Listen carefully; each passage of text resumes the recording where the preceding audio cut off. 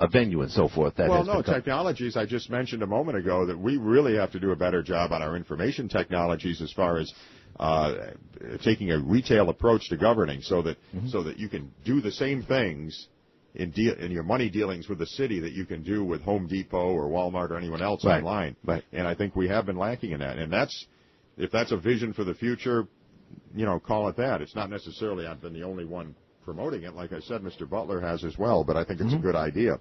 Obviously, we have to be willing and able to address the so-called legacy properties in Watertown, the old ones, whether it's a Sewell's Island or at some point Mercy Hospital or the Woolworth Building. That's forward-looking. And I think one of the things I've worked on this year is an outreach with Canada, going over and seeing Mayor Garrettson in Kingston. I've worked with Assemblywoman Russell on her initiative to try to increase cross-border interaction.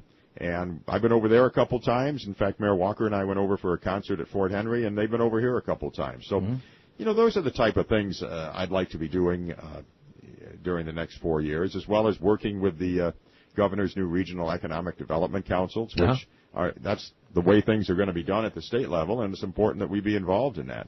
And when I say involved, I mean, this is why I've always said you've got to have a mayor who's there. I mean, you've got to have someone who is able and willing to go to Potsdam, as I have to on the 21st, to those meetings, or to attend other meetings. Or this morning I was up at meetings at 8 a.m. down at the Local Development Corporation and Advantage Watertown.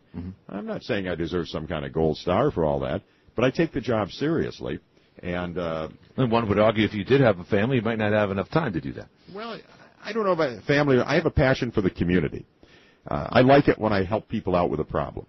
I've developed the connections, I think, in government, and that's maybe an advantage to being around. I have the time, and I'm accessible. I just sent out a mailing to like 4,000 households recently with that letter from the mayor. On the letter, it had my cell phone number. So everybody in the city of Watertown has my cell phone number. There goes your cell phone bill.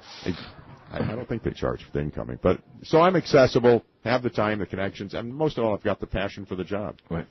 All right, listen, this is what I'm going to do. There's been someone waiting on the phone line, but you know Jim Levin needs to pay the bills around here, or we're in a lot of trouble. So we're going to do this. We're going to do a break. However, you all know the phone number. I'll give it out to you nonetheless right now, 755-1240. 755-1240. This break is no more than 2.5 minutes. We'll be back after this, and we'll finish off the show with as many calls as we can get in. Thank you very much. You're listening to Jeff Graham on the Live at 5 show. We'll be back. Hey, KT and Bob here at FX Compare Trailer Sales. If you're paying every month for self-storage, stop throwing your money away.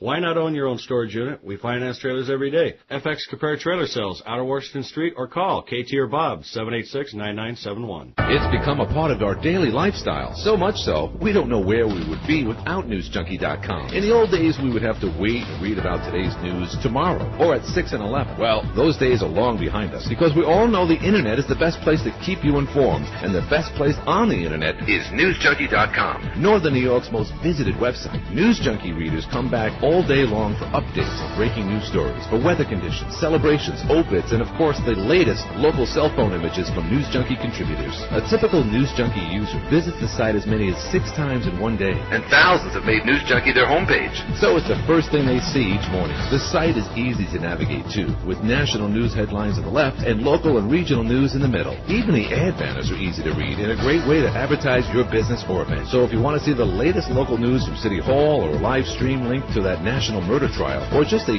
simple picture of a rainbow after a heavy rainstorm, depend on the website that has changed the way we get our news. Newzjunky.com. Spell it with a big